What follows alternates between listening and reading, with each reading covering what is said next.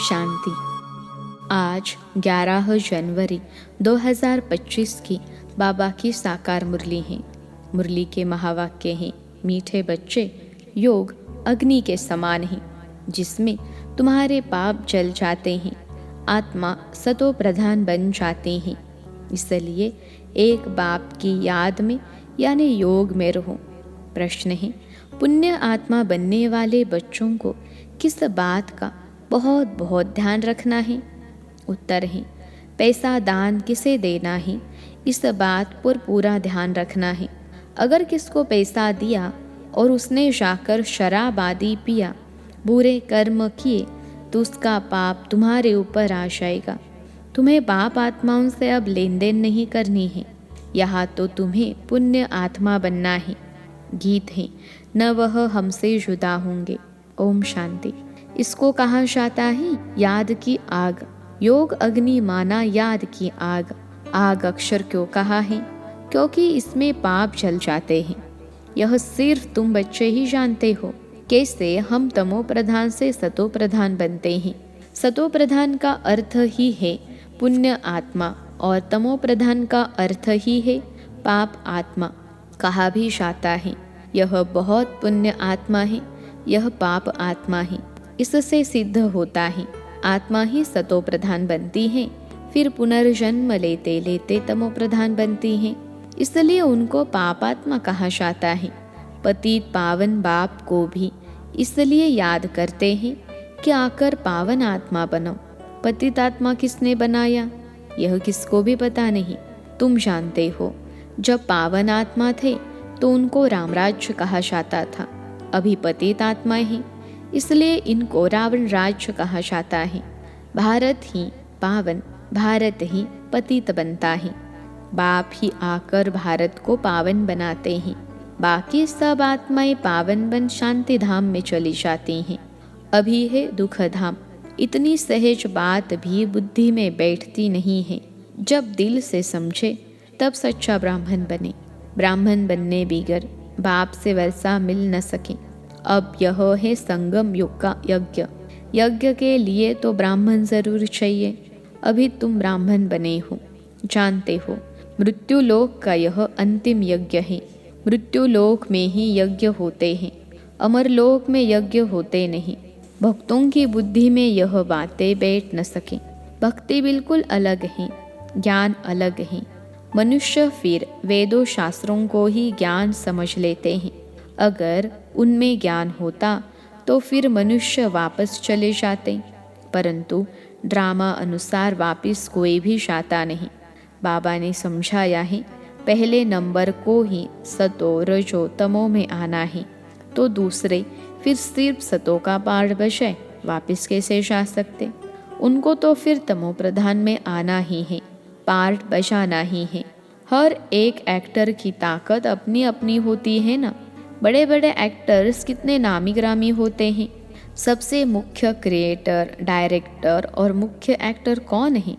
अभी तुम समझते हो गॉड फादर है मुख्य, पीछे फिर जगत अम्बा, जगत पिता, जगत के मालिक, विश्व के मालिक बनते हैं।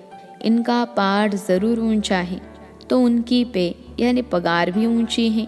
पगार देते हैं बाप जो सबसे ऊंचे हैं। कहते हैं तुम मुझे इतनी मदद करते हो तो तुमको पगार भी ज़रूर इतनी मिलेगी। बैरिस्टर पढ़ाएगा तो कहेगा ना, इतना ऊंच पद प्राप्त कराता हूँ तो इस पढ़ाई पर बच्चों को कितना अटेंशन देना चाहिए। गृहस्थ में भी रहना ही कर्म योग संन्यास है ना। गृहस्थ व्यवहार में रहते सब कुछ करते हुए बाप से वर्षा पाने का पुरुषार्थ कर सकते हैं। इसमें कोई तकलीफ नहीं है। काम काज करते शिव बाबा की याद में रहना है। नॉलेज तो बड़ी सहज है, गाते भी हैं, हे पतित पावन आओ, आकर हमको पावन बनाओ। पावन दुनिया में तो राजधानी है, तो बाप उस राजधानी का भी लायक बनाते हैं। इस ज्ञान की मुख्य 2 सब्जेक्ट हैं, अल्फ और बे। स्वदर्शन चक्रधारी बनो और बाप को याद करो तो तुम एवर हेल्दी और वेल्दी बनेंगे। बाप कहते हैं मुझे वहाँ याद करो, घर को भी याद करो। मुझे याद करने से तुम घर चले जाएंगे। स्वदर्शन चक्रधारी बनने से तुम चक्रवर्ती राजा बनेंगे। यह बुद्धि में अच्छी रीति रहना चाहिए। इस समय तो सब तमो प्रधान है। सुख धाम में सुख, शांति, संपत्ति सब मिलता है। वहाँ एक धर्म होता है। अभी तो देखो घर घर में अशांति है। स्टूडेंट लोग देखो कितना हंगामा करते हैं, अपना न्यू ब्लड दिखाते हैं। यह है तमो प्रधान दुनिया। सतयुग है नई दुनिया। बाप संगम पर आया हुआ है। महाभारत लड़ाई भी संगम की ही है। अभी यह दुनिया बदलनी है। बाप भी कहते हैं मैं नई दुनिया की स्थापना करने संगम पर आता हूँ। इनको ही पुरुषोत्तम संगम युग कहते हैं। पुरुषोत्तम मास, पुरुषोत्तम संवत भी मनाते हैं, परंतु यह पुरुषोत्तम संगम का किसको पता नहीं है।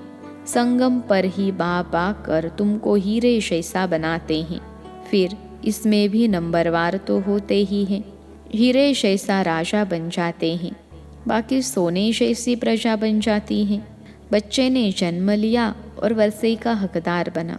अभी तुम पावन दुनिया के हकदार बन जाते हो। फिर उसमें ऊंच पद पाने के लिए पुरुषार्थ करना है। इस समय का तुम्हारा पुरुषार्थ कल्प कल्प का पुरुषार्थ होगा। समझा जाता है यह कल्प कल्प ऐसा ही पुरुषार्थ करेंगे। इनसे शास्त्री पुरुषार्थ होगा ही नहीं। जन्म जन्मांतर कल्प कल्पांतर यह प्रजा में ही आएंगे।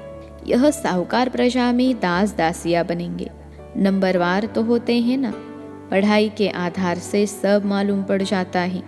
बाबा झट बता सकते हैं। इस हालत में तुम्हारा कल शरीर छूट जाए तो क्या बनेंगे। दिन प्रतिदिन टाइम थोड़ा होता जाता है।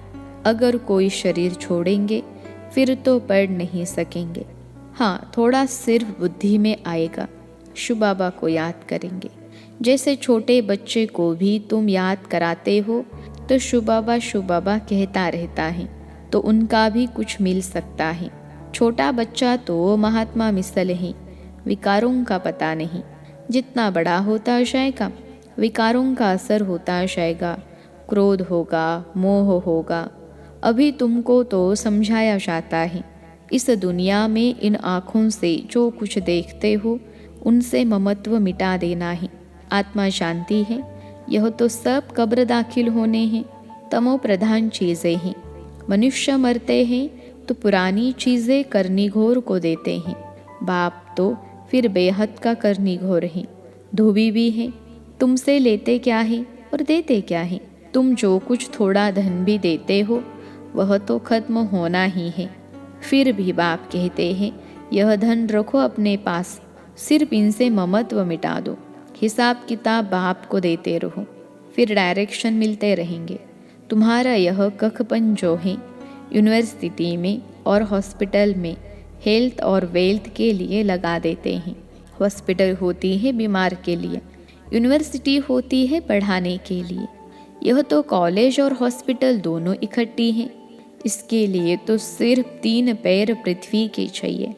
बस जिनके पास और कुछ नहीं है वह सिर्फ 3 पैर जमीन के दे देवे, उसमें क्लास लगा दे। 3 पैर पृथ्वी के, वह तो सिर बैठने की जगह हुई ना। आसन 3 पैर का ही होता है। 3 पैर पृथ्वी पर कोई भी आएगा अच्छी रीति समझ कर जाएगा। कोई आया आसन पर बिठाया और बाप का परिचय दिया। बैजेस भी बहुत बनवा रहे हैं सर्विस के लिए। यह है बहुत सिंपल। चित्र भी अच्छे हैं, लिखत भी पूरी है।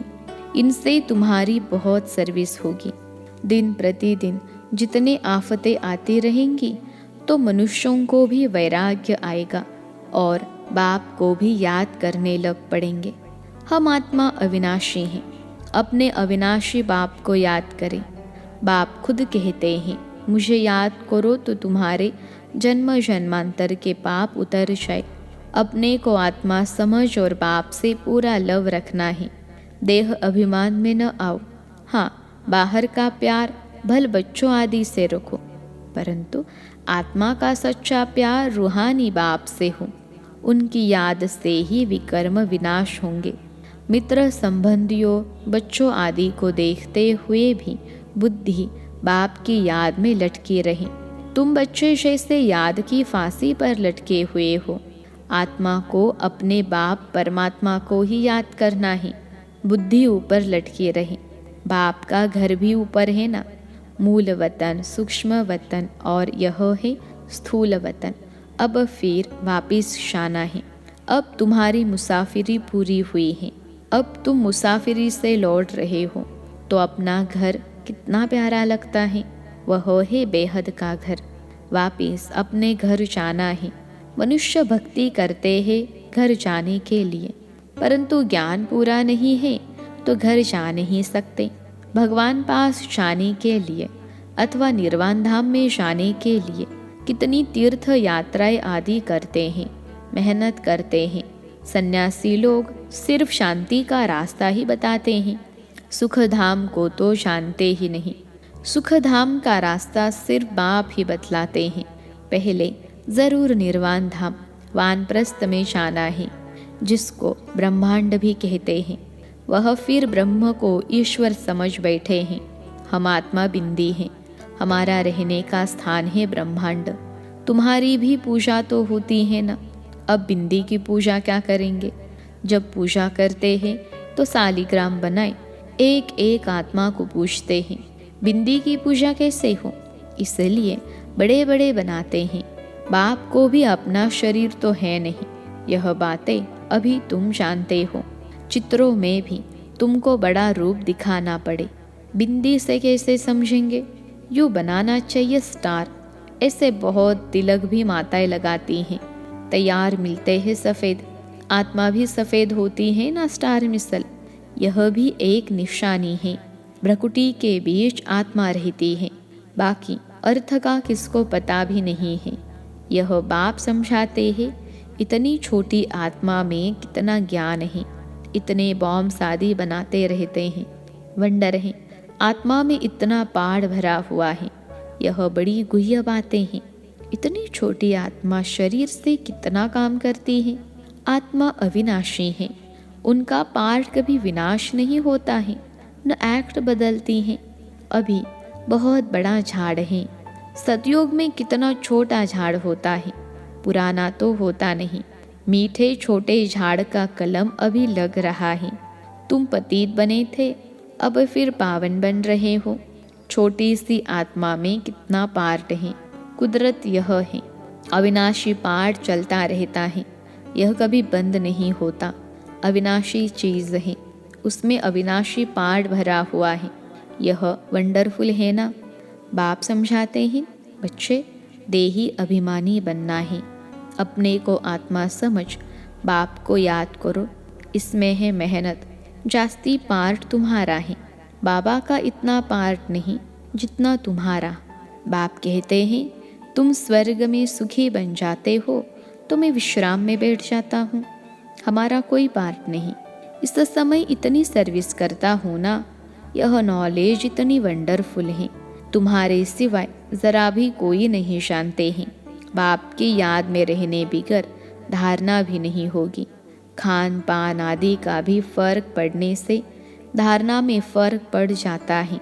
इसमें प्यूरिटी बड़ी अच्छी चाहिए। बाप को याद करना बहुत सहज है। बाप को याद करना है और वर्षा पाना है। इसलिए बाबा ने कहा था, तुम अपने पास भी चित्र रख दो। योग का और वर्षे का चित्र बनाओ तो नशा रहेगा। हम ब्राह्मण सो देवता बन रहे हैं, फिर हम देवता सो क्षत्रिय बनेंगे। ब्राह्मण है पुरुषोत्तम संगम युगी। तुम पुरुषोत्तम बनते हो ना। मनुष्य को यह बातें बुद्धि में बिठाने के लिए कितनी मेहनत करनी पड़ती हैं। दिन प्रतिदिन जितना नॉलेज को समझते जाते हैं तो खुशी भी बढ़ेगी। तुम बच्चे जानते हो, बाबा हमारा बहुत कल्याण करते हैं। कल्प कल्प हमारी चढ़ती कला होती हैं। यहाँ रहते शरीर निर्वाह अर्थ भी सब कुछ करना पड़ता है। बुद्धि में रहे हम शिव बाबा के भंडारे से खाते हैं। शिव बाबा को याद करते रहेंगे तो काल कंटक सब दूर हो जाएंगे। फिर यह पुराना शरीर छोड़ चले जाएंगे। बच्चे समझते हैं बाबा कुछ भी लेते नहीं हैं, वह तो दाता हैं। बाप कहते हैं, हमारी श्रीमत पर चलो। हमारी श्रीमत पर चलो। तुम्हें पैसे का दान किसे करना है, इस बात पर पूरा ध्यान देना है। अगर किसको पैसा दिया और उसने जाकर शराब आदि पिया, बुरे काम किए, तो उसका पाप तुम्हारे ऊपर आ जाएगा। पाप आत्माओं से लेन देन करते पाप आत्मा बन जाते हैं। कितना फर्क है। पाप आत्मा से ही लेन देन कर पाप आत्मा बन जाते हैं। यहाँ तो तुमको पुण्य आत्मा बनना है, इसलिए पाप आत्माओं से लेन देन नहीं करनी है। बाप कहते हैं कोई को भी दुख नहीं देना है, कोई में मोह नहीं रखना है। बाप भी सैकरीन बनकर आते हैं, पुराना कखपन लेते हैं। देते देखो कितना ब्याज है, बड़ा भारी ब्याज मिलता है। कितना भोला है, 2 मुट्ठी के बदले महल दे देते हैं। अच्छा, मीठे मीठे सिखलते बच्चों प्रति माता पिता बाप दादा का याद प्यार और गुड मॉर्निंग। रूहानी बाप की रूहानी बच्चों को नमस्ते। हम रूहानी बच्चों की सिखलते रूहानी माता पिता बाप दादा को याद प्यार, गुड मॉर्निंग और नमस्ते बाबा नमस्ते। धारणा के लिए मुख्य सार। पहली पॉइंट है, अब मुसाफिरी पूरी हुई, वापस घर जाना है, इसलिए इस पुरानी दुनिया से बेहद का वैराग्य रख बुद्धियोग बाप के याद में ऊपर लटकाना है। दूसरी पॉइंट है, संगम युग पर बाप ने जो यज्ञ रचा है, इस यज्ञ की संभाल करने के लिए सच्चा पवित्र ब्राह्मण बनना है। काम काज करते बाप की याद में रहना है। आज का वरदान है, आदि रत्न की स्मृति से अपने जीवन का मूल्य जानने वाले सदा समर्थ भव। आदि रत्न की स्मृति से अपने जीवन का मूल्य जानने वाले सदा समर्थ भव। विश्लेषण है, जैसे ब्रह्मा आदि देव है, ऐसे ब्रह्मा कुमार कुमारियाँ भी आदि रत्न हैं। आदि देव के बच्चे मास्टर आदि देव हैं। आदि रत्न समझने से ही अपने जीवन के मूल्य को जान सकेंगे, क्योंकि आदि ज्ञान रत्न अर्थात प्रभु के रत्न, ईश्वरीय रत्न तो कितने वैल्यू हो गई। इसलिए सदा अपने को आदि देव के बच्चे मास्टर आदि देव आदि रत्न समझकर हर कार्य करो तो समर्थ भव का वरदान मिल जाएगा। कुछ भी व्यर्थ जा नहीं सकता। आज का स्लोगन है, ज्ञानी तो आत्मा वह है जो धोखा खाने से पहले परख कर स्वयं को बचा ले। ज्ञानी तो आत्मा वह है जो धोखा खाने से पहले परख कर स्वयं को बचा ले। अपनी शक्तिशाली मनसा द्वारा सकाश देने की सेवा करो। अभी सेवा में सकाश दे, बुद्धियों को परिवर्तन करने की सेवा ऐड करो।